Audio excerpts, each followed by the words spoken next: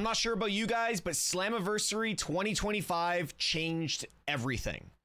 In one night, both the TNA's top titles, the World Championship and the Knockouts title, ended up in the hands of WWE talent Trick Williams and Jayne.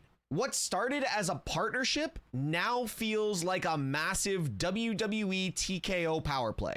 Is WWE slowly absorbing TNA from the inside, or are we watching the beginning of a shared universe gone completely off the rails? Trick Williams, still obviously WWE talent, retained the world title in a chaotic triple threat versus Joe Hendry and Santana, to the absolute shock and amaze of the 7,000 people in Houston that night. Now, remember that 7,000 people for a second. We'll get back to it in a moment.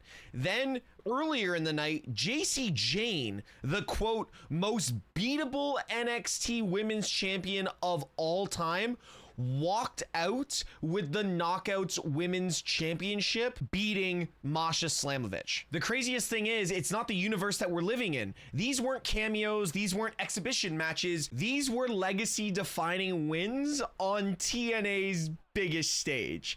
And now both top titles belong to NXT and WWE. From what I've seen on Twitter and Reddit and X and everything else, fans have flooded social media saying hostile takeover, TNA is just NXT Canada now, and worse, this is how TNA dies. Back in January, the WWE TNA Partnership was marked as a bold new chapter in professional wrestling. Shared talent, creative exchanges, and more eyes on both brands. Even the current TNA president has said that the help and influence in WWE's backstage creative process has been a smooth and welcome transition. But 7 months in, the tone has kind of shifted. What started as an amazing collaboration that fans never thought they would see feels now like a quiet colonization. TNA talent have obviously been promoted and promised new exposure in the WWE market, and the ones that have excelled through that are the likes of Joe Hendry, Mike Santana, and even AJ Francis. My biggest concern is it's WWE stars hoisting the top prizes in TNA, while TNA's own roster is left kind of in the background, clapping from the curtain. I'm going to say red flag that I originally saw was the abrupt firing of Scott D'Amore. TNA's longtime creative mind was suddenly out and not even talked about.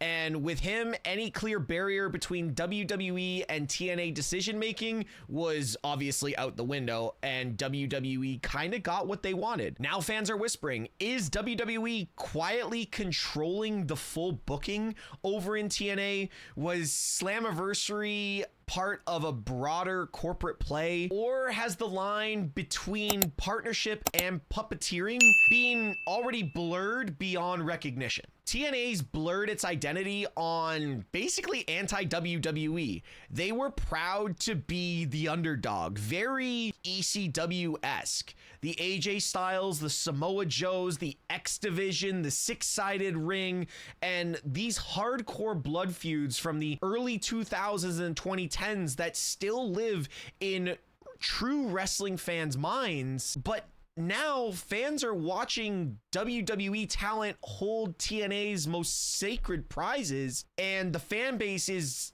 I feel, becoming a little divided. It might be hurt, it might be confused, but really, as much as they are selling 7,000 tickets for a Slammiversary, this isn't TNA anymore.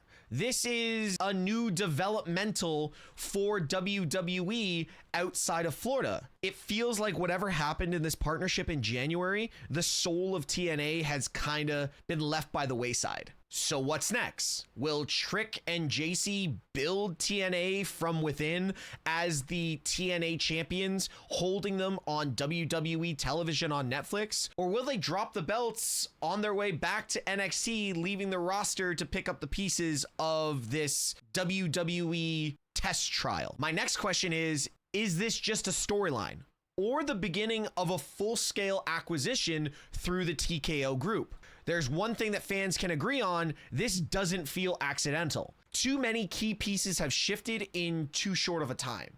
And if WWE continues to book TNA's future through its own lens, then the gritty alternative we've all grown to love might already be gone. Listen, I might be just overlooking this, and maybe this is just a momentary stunt. Maybe this is business as usual through TNA and WWE's eyes, or maybe, just maybe, this is WWE testing the waters for something much bigger. The lines between brands have never been blurrier, but if TNA doesn't draw some form of line soon, there may be nothing left to defend. So what do you guys think? Is this an exciting crossover or the beginning of WWE's silent full merger with TNA? So I hand it over to you guys. Sound off in the comments. Hit that like button if you're watching this whole situation unfold like a thriller. And don't forget to subscribe, because we're keeping our eyes on every twist in this corporate chess game.